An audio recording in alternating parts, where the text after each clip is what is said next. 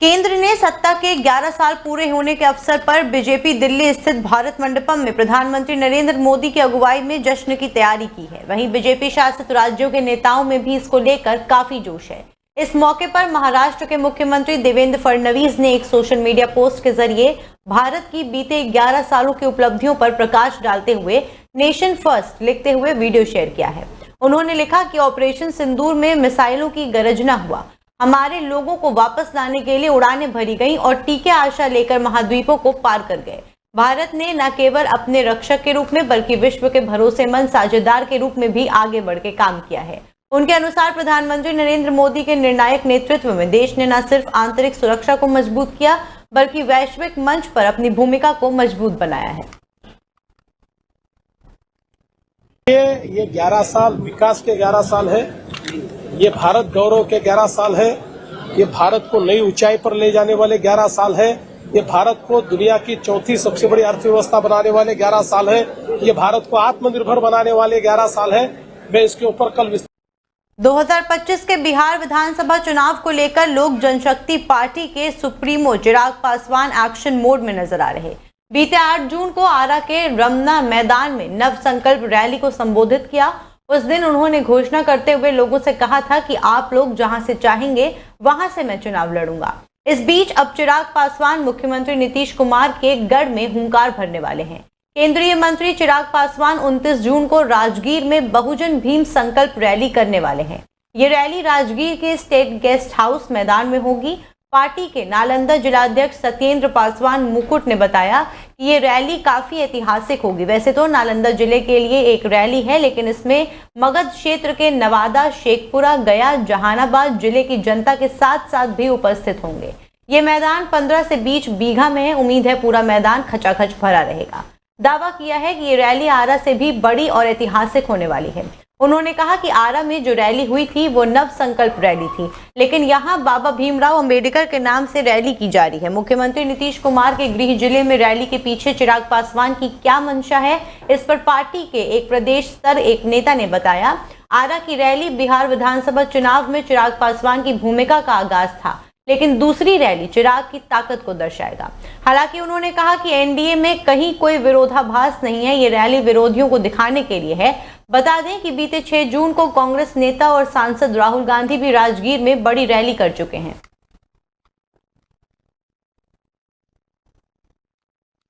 बिहार के मुख्यमंत्री नीतीश कुमार की अध्यक्षता में आज यानी कि 10 जून को कैबिनेट की बैठक हुई। इस बैठक में 22 एजेंडों पर मुहर लगी गई। बैठक में कई बड़े फैसले लिए गए। 7 डॉक्टरों को बर्खास्त किया गया। लगातार गैर हाजिर होने के चलते ये एक्शन सरकार की ओर से लिया गया। बैठक में नई नियुक्तियों के अलावा अन्य परियोजनाओं की भी मंजूरी सरकार की ओर से दी गई। इसके अलावा महिला सरकारी सेवकों को जहां उनकी पोस्टिंग है वहीं आवास की सुविधा मिले, इससे संबंधित प्रस्ताव को भी मंजूरी दे दी गई। निजी मकान मालिक के साथ एग्रीमेंट होगा, इसका भुगतान राज्य सरकार करेगी। दूसरी ओर कैबिनेट की बैठक में पंचायत स्तर पर ग्राम पंचायत कार्यालय में लिपिक के 8000 कुछ पदों के सृजन की स्वीकृति दी गई है। इसके अलावा वायुयान संगठन निदेशालय में विभिन्न श्रेणी के 4 नियोजन आधारित पदों का भी सृजन किया गया है। पटना के जयप्रकाश नारायण अस्पताल में स्पोर्ट्स इंजरी इकाई की स्थापना एवं संचालन के लिए 36 नए पदों का सृजन किया गया है। कृषि विपणन निदेशालय में विभिन्न कोटि के 14 पदों का भी सृजन किया गया है। हमारे राज्य सरकार में महिला सरकारी सेवकों के संबंध में है।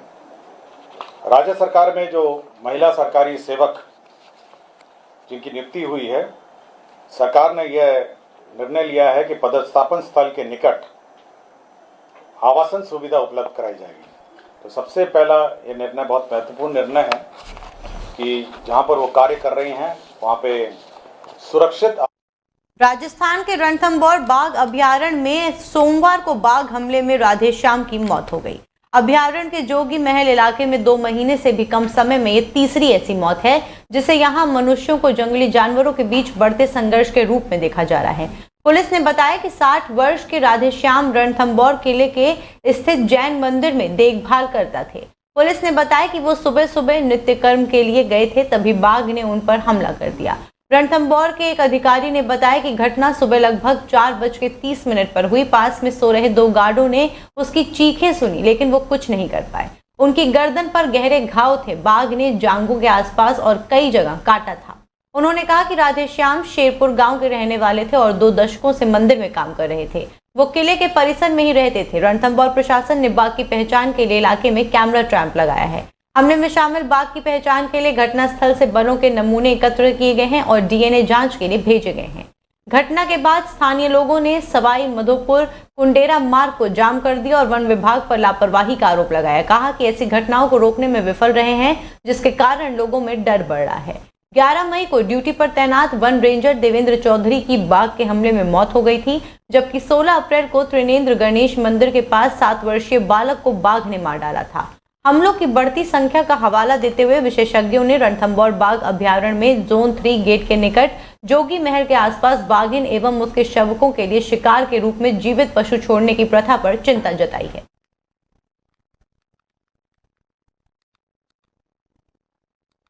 पंजाब में लुधियाना पश्चिम विधानसभा सीट से कांग्रेस उम्मीदवार भारत भूषण आशु ने सोमवार को आम आदमी पार्टी प्रमुख अरविंद केजरीवाल पर आरोप लगाया कि वो पंजाब के पार्टी नेताओं और कार्यकर्ताओं के साथ दूसरे दर्जे के नागरिकों जैसा व्यवहार कर रहे हैं। चुनावी सभाओं को संबोधित करते हुए आशु ने कहा कि मेरी लड़ाई केजरीवाल के खिलाफ है और ये पंजाब, पंजाबी और पंजाबियत की प्रतिष्ठा की पुनः स्थापना के लिए है। उन्होंने दावा किया कि ये सिर्फ चुनाव नहीं बल्कि पंजाब के लोग और बाहरी लोगों के बीच की लड़ाई है। आशु ने केजरीवाल को बाहरी बताते हुए आरोप लगाया कि उनकी नजर राज्यसभा की सीट पर है जो उन्हें पंजाब से चाहिए। कांग्रेस नेता ने कहा कि आम आदमी पार्टी में कांग्रेस से गए कई नेताओं ने स्वयं उन्हें बताया है कि भले ही वो सरकार या पार्टी में किसी बड़े पद पर हों, लेकिन उनके साथ दूसरे दर्जे के नागरिक जैसा व्यवहार किया गया। उन्होंने ये भी दावा किया कि कुछ दिन पहले ही पंजाब के स्वास्थ्य मंत्री के लिए एक विशेष अधिकारी की नियुक्ति दिल्ली से की गई थी। गौरतलब है कि लुधियाना पश्चिम विधानसभा सीट पर उपचुनाव 19 जून को और मतगणना 23 जून की होगी। ये सीट आम आदमी पार्टी विधायक गुरप्रीत बस्सी योगी के निधन के बाद रिक्त हुई है।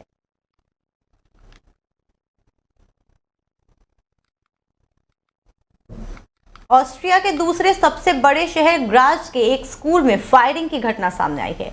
ऑस्ट्रिया प्रेस एजेंसी एपीए की रिपोर्ट के मुताबिक ग्राज शहर के मेयर ने बताया कि इस फायरिंग में 7 छात्र सहित 9 लोगों की मौत हो गई। जानकारी के मुताबिक स्कूल का ही एक छात्र बंदूक लेकर पहुंच गया था और जो सामने दिखा उसी पर अंधाधुंध फायरिंग कर दी। इसके बाद वो छात्र वॉशरूम गया और खुद को गोली मारकर उसने आत्महत्या कर ली। पुलिस ने बताया कि उन्हें सुबह सूचना मिली और कुछ ही देर बाद स्कूल की इमारत के अंदर से गोलियों की आवाजें सुनाई दी। स्थानीय पुलिस ने लोगों को उस क्षेत्र से दूर रहने और अधिकारियों से निर्देश का पालन करने की सलाह दी। पुलिस ने सोशल मीडिया प्लेटफॉर्म एक्स पर पोस्ट कर बताया कि स्कूल को खाली करा लिया गया है और सभी को सुरक्षित स्थान पर ले जाया गया है। उन्होंने आगे बताया कि स्थिति नियंत्रण में है और अब कोई भी खतरा नहीं है। ऑस्ट्रिया का ग्राज शहर देश के दक्षिण पूर्व में स्थित है और इसकी जनसंख्या लगभग 3 लाख है। रिपोर्ट्स के मुताबिक ग्राज शहर के मेयर एरके काहर ने बताया कि जिन लोगों की मौत हुई है उनमें से 7 छात्र, एक स्कूल का कर्मचारी और एक वो अपराधी है जिसने गोलीबारी की।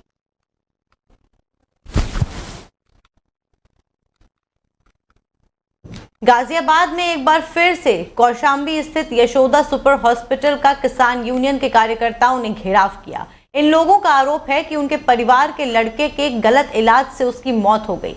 परिजनों ने 2 जून को भी अस्पताल का घेराव किया था। घेराव के दौरान मौके पर पहुंचे मुख्य चिकित्सा अधिकारी ने लोगों को समझाने का प्रयास किया।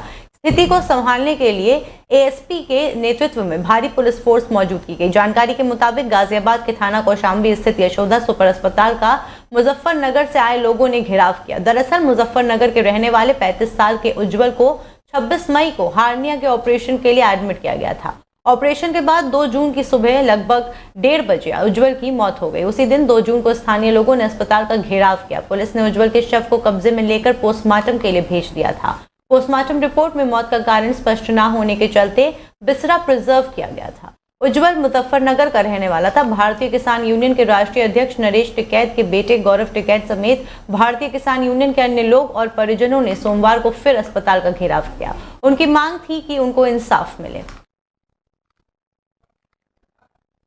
खान जी के नेतृत्व में कांग्रेस पार्टी की ओर से हम सब साथी जो पीड़ित परिवार हैं उनसे दुख साझा करने गए थे, क्योंकि इतना भारी अन्याय का पहाड़ टूटा इस परिवार में, जिसका अंदाजा आप शायद लगा सकते हो कि आप इस पिछले कुछ दिनों से इस चीज़ इन पूरे छत्तीसगढ़ सरकार के कामकाज को और अधिक प्रभावी एवं जनहितैषी बनाने के उद्देश्य से भारतीय प्रबंध संस्थान यानी कि IIM रायपुर के चिंतन शिविर 2.0 का आयोजन किया गया है। इस शिविर में केंद्र और राज्य सरकार की योजनाओं को जनता तक पहुंचाने के नवाचारों और सुशासन की आधुनिक तकनीकों पर गहन विचार विमर्श हुआ। मुख्यमंत्री विष्णुदेव साय और उनके मंत्रिमंडल के सहयोगियों ने विशेषज्ञों के साथ सुशासन के विभिन्न पहलुओं पर विचार साझा किए। चिंतन शिविर के अंतिम दिन प्रधानमंत्री के आर्थिक सलाहकार परिषद के सदस्य संजीव सान्याल ने आर्ट ऑफ गुड गवर्नेंस विषय पर व्याख्यान देते हुए प्रशासनिक प्रक्रियाओं को सरल बनाने, राज्य की क्षमताओं में वृद्धि करने,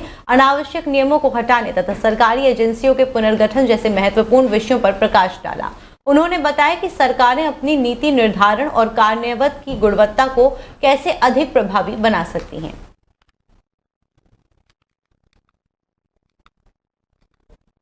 मुख्यमंत्री विष्णुदेव साय आज सुकमा जिले के कोटा में नक्सलियों द्वारा किए गए कार्यकातक पूर्ण IED विस्फोट में शहीद हुए ASP आकाश राव गिरपुंजे को भावभीनी श्रद्धांजलि अर्पित किए, उन्हें अंतिम विदाई दी। मुख्यमंत्री साय ने माना स्थित चौथी वाहिनी छत्तीसगढ़ सशस्त्र बल परिसर पहुंचकर शहीद के पार्थिव शरीर पर पुष्प चक्र अर्पित कर उन्हें नमन किया तथा शहीद के पार्थिव शरीर को कंधा देकर सम्मान पूर्वक विदाई दी। CM साय ने शहीद श्री गिरपुंजे के शोक संपन्न परिजनों से मुलाकात कर अपनी गहरी संवेदनाएं प्रकट की और उन्हें इस कठिन समय में ढाढ़स बढ़ाया।